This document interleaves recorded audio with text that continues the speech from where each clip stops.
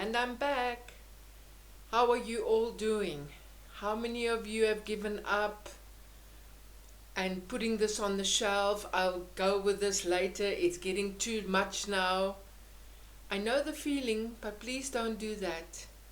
Please give this gift to yourself. Pursue it. Get a full understanding of the whole picture. I'm so grateful to those of you who are still with me, that are participating, that are working so hard, uncovering, discovering, dissolving, reclaiming. It is a journey. It's a beautiful journey. I've been in awe of the beautiful posts that I've been receiving, and I've been putting it onto the group, that are just like in sync with where we are at the moment. The pictures, the beautiful stories. Please take time to read them. Please take time to soak them in, because they all help fulfill this journey of understanding yourself and starting the healing journey. So this is session, I think, 6 on resignation. And I'll talk more about resignation. Let me just do my personal disclaimer as always. Why am I sharing this knowledge with you for free for now? Not because I'm a kind person, not because I want to save you or protect you, not that I want to prove something to you or gain your approval. No. My intent in sharing this, my intellectual property, my knowledge, my passion, my wisdom with you, is because I desire for you and for me to become greater human beings. I'm doing this for the greater good of humanity.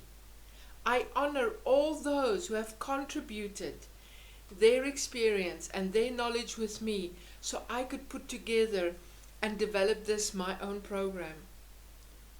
As I watch us all as human beings, I'm tired. I'm tired of us using loss, death, and grief to become victims, perpetrators, and rescuers.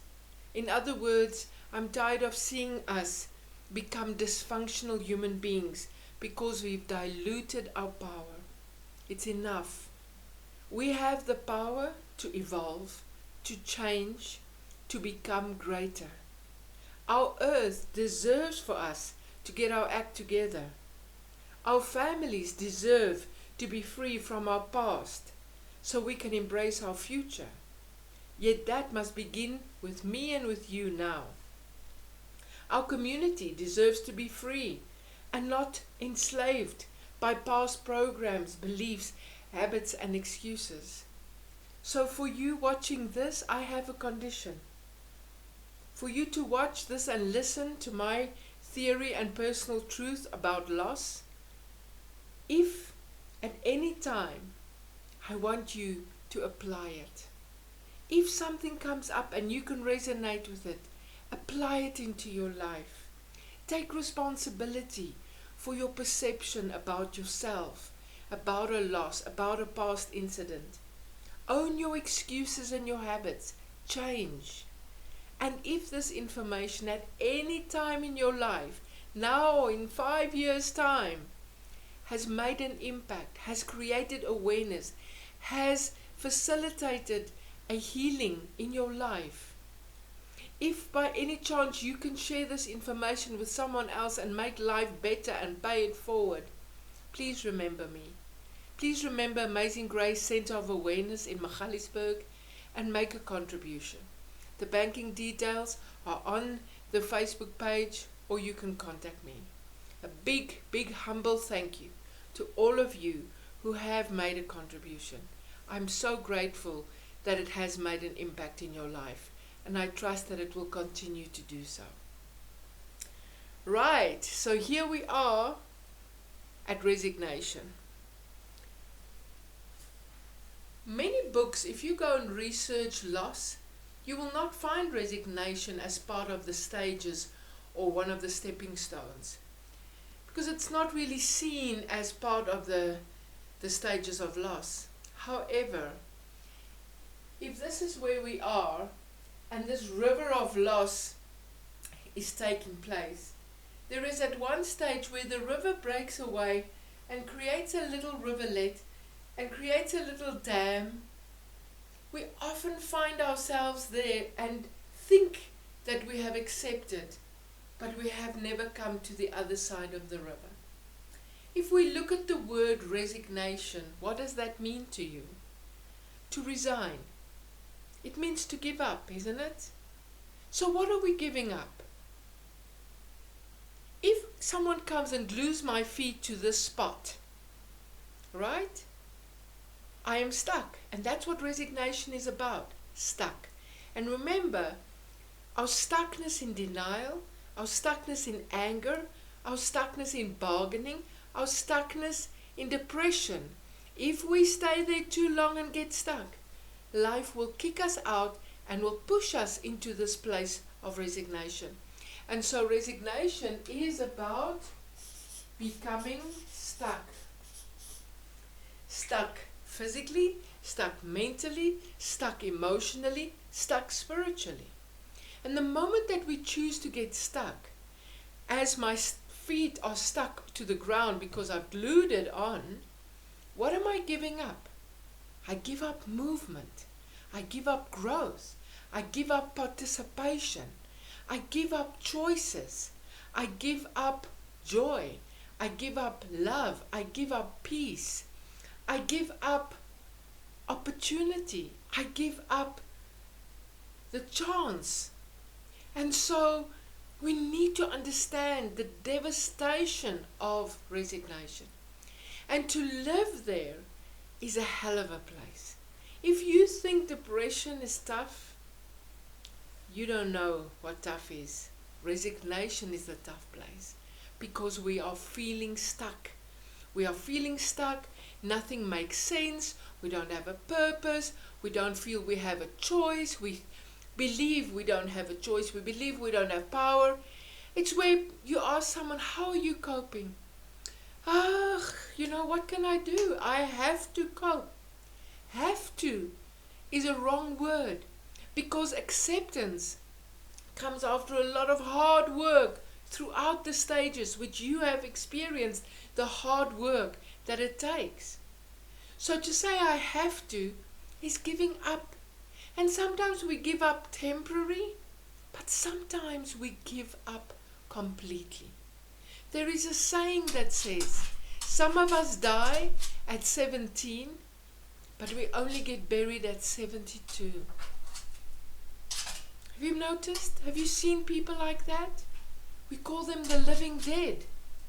They are around, but there is no life. Sorry, I have doggies. There is no life in them. It's about eat, work, come home, eat, work, pray, eat, work, go to... It's the same thing. We go into automatic.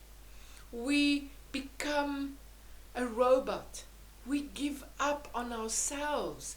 We give up on our choices of perception. We give up on our attitudes. We get stuck. We slot into a certain way and we don't move into it. And unfortunately, it often becomes a comfort zone. We get stuck in that comfort zone. We become so used to living like this, we haven't thought about so-and-so or that loss or that event. We haven't thought of our own spirit or soul or emotions for that matter for a long time. We've switched off. We've become dead. And it's a horrible place to be, because we all need meaning. We all need purpose. And so many times we think that we've accepted the loss, but all we've done is we've resigned to it. And we can hear, if you are trained and you're doing counseling and you're communicating, you can pick up certain words, you can pick up certain behaviors that give you that understanding that actually this person has resigned. They've resigned. And it's not a weakness, it's not a bad thing. Remember, no judgment, no rules. Yet we have to have understanding. We have to have awareness of where we are. And so resignation is where we give up. We give up our choices. We give up our power. We give up our movement. We give up growth. We give up finding the gift. We give all that up and we become stuck and we become stagnant. Now, many of us, we go there temporary, and we all need a distraction. We all need a little escape. Someone comes and says, come on, girl, I'm taking you to the movies. Come on, force you to put on a dress, get out, go out, and you have a ball, and you have a wonderful time, forgetting. But then you come back and you have to get back into that space again, all right? So we have to understand that resignation is a powerless, depleted place. And we often, I call it file 13, all those things that, just pay the bloody fine. And we do. So we sort it out on one level. On a material, physical level, we pay the fine, we do it. But we don't deal with the effect that it has had on my mind, on my emotions and my spirit. File it in file 13. And so we never get to get the wisdom. We never get to get the lesson. As I said before, how many of you can remember where you got a specific speeding fine? Yes, you can. And the moment you think about it, you're either back in denial, you still drive fast there, or you're still angry at them, or you're still bargaining about what you could do with the money. But we put it in file 13. We have not reached acceptance. And next time we'll talk about acceptance. So we give up. We give up on it. Just put it away. And yes, sometimes we have to. And that's why we leave it there. We forget it in file 13. You know that little box of stuff? I'll sort this out one day. Now Corona is forcing us to go and open that box, isn't it? It's time I unpack these things. It's time I go through all these photographs. It's time I go through this wardrobe. And we are forced to go through it. And automatically we start feeling we're back there. We're back in the depression, or we're back in the anger, or we're back in the bargaining. And it tells us where we left the river of loss and went on hold. We went to that little island in the river that broke away, and we've been living there, neatly put away. And so we have temporary things, we put it there.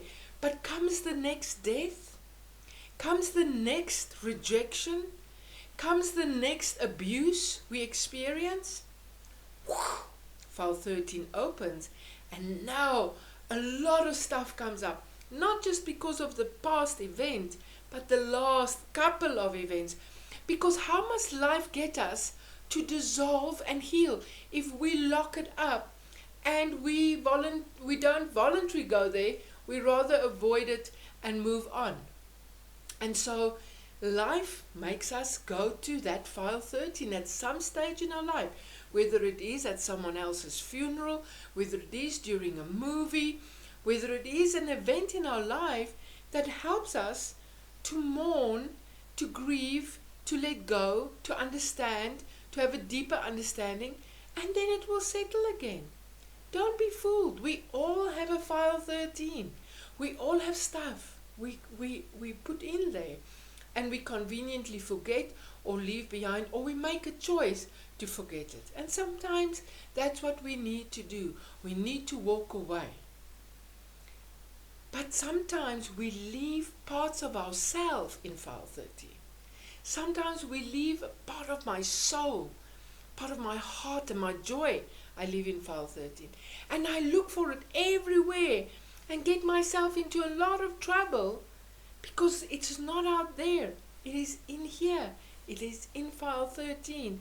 And the only way I can find it is I have to go through that file to actually take it back, reclaim it, nurture it, and make myself whole.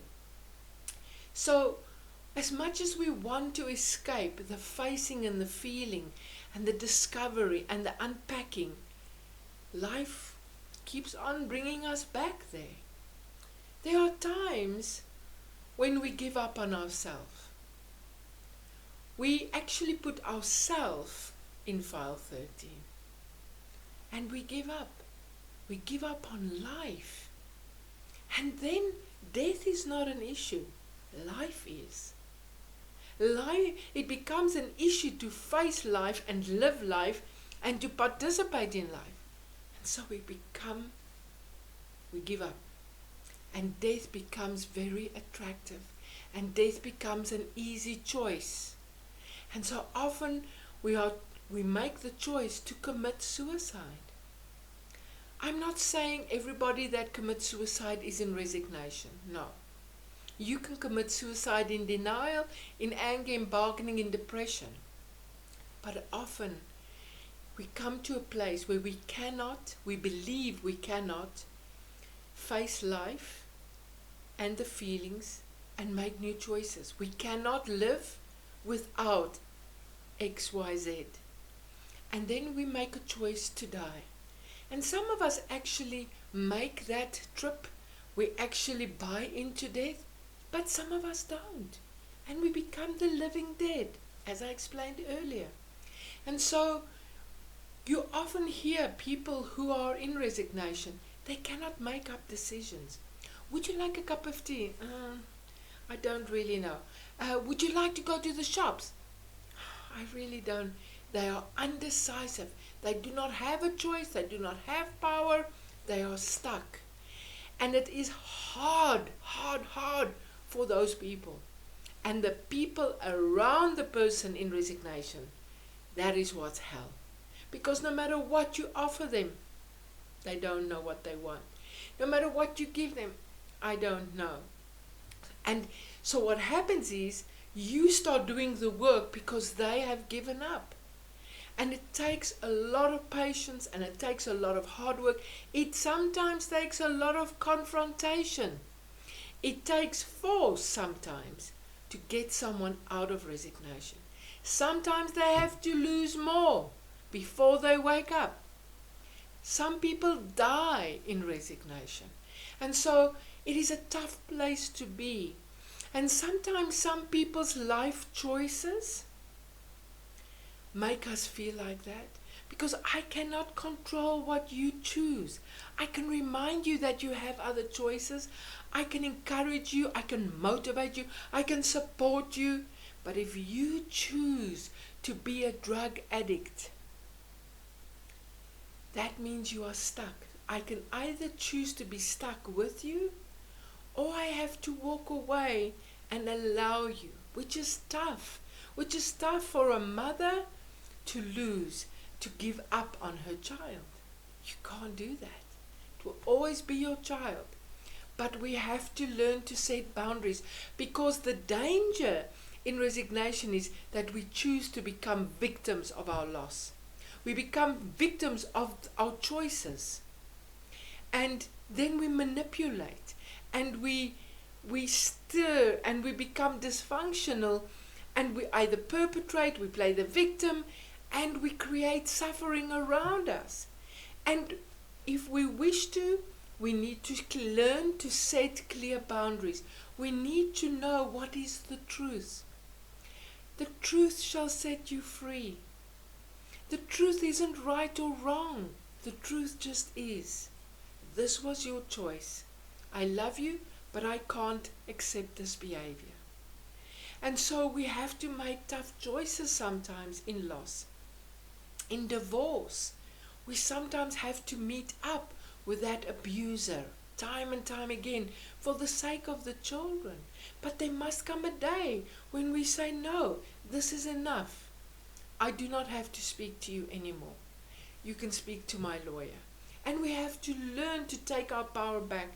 And so resignation can be a dangerous place because we give up. And because we believe we don't have power, we have to steal each other's power. We become dysfunctional. That's what the dysfunctional system is about, is that we disconnect from that source within us where there is power. We disconnect from the source of power around us, nature, spirit, kindness, gratuity, music. We give up on those things. We withdraw. And so We need power, so we learn to steal each other's power. So we steal by perpetrating, then I get your power. Or I rescue you and I get the power. And then you victim and then I give you my power. So it's a conditional kind of power, and we get stuck and we live there for years and years and years. So, but first start with awareness of understanding resignation, of understanding its purpose. There is not much purpose in it except that it gives us a little temporary escape. It's where we file stuff that we cannot deal with right now. But remember, it's supposed to be temporary. But so many of us leave stuff there. And on my journey in caring for people dying, I have seen how people have gone back to that room. It's no longer a file. It's an unfinished business room. All the stuff. And I see, before they die, I see them revisiting that. And they will go and fetch stuff that they said or did, or that someone else said or did, and they will try their damn best to sort it out. I have seen gentlemen call in their wife and say, I need to tell you something. And they almost don't have breath to tell it, but they have to say, I'm so sorry, you were right. I did cheat on you during that time and that time. I'm so sorry, I could never admit it, etc., etc. It is unfinished business, and it will sometimes hold them back in dying. Because our soul has an agenda. Our soul has come here with an agenda to resolve unfinished business. To sort out, to take responsibility, to take ownership, to get the wisdom of the experience and the feeling so we can gain wisdom. But so many of us are just happy to leave all the files, and we never gain the knowledge, the wisdom, the gift to let go of it. There must come a time when we have to do spring cleaning of that file 13 and let go. And some things we can just let go because we've become wiser. There are times in our life, especially when we're younger, when things happen to us, we had no understanding, no awareness, no control.